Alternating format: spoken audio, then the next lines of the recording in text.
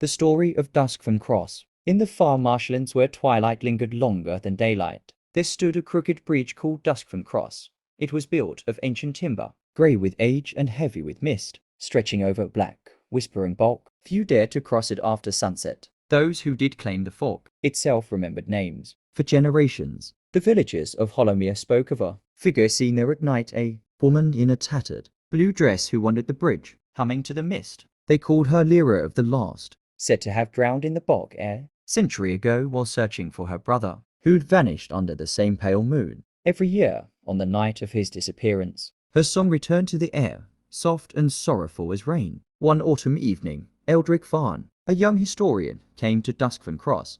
He didn't believe in the tales. He wanted proof, not ghost stories. With his lantern raised, he stepped onto the bridge, the planks groaning beneath his boots. The air grew colder, the reeds stilled, and he felt the faintest ripple through the fog as though something unseen brushed past him. He set up his notebook and recorder, speaking into the stillness. The local legend claims a spectral figure appears at the bridge's center. If true, it will be. Then he heard it.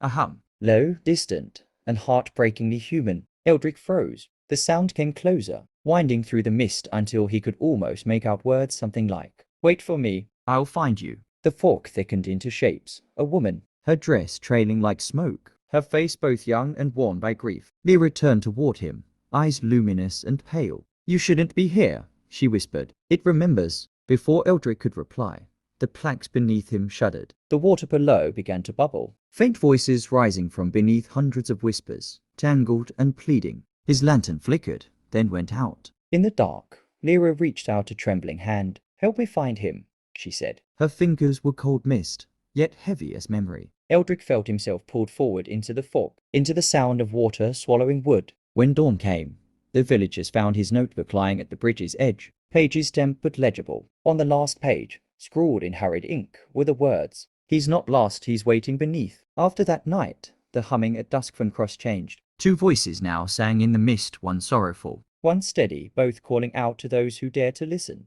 And though no one crossed it anymore, the villagers said the fog sometimes parted just enough to show two faint figures walking side by side, bound forever by the bridge that remembered every name it had ever taken.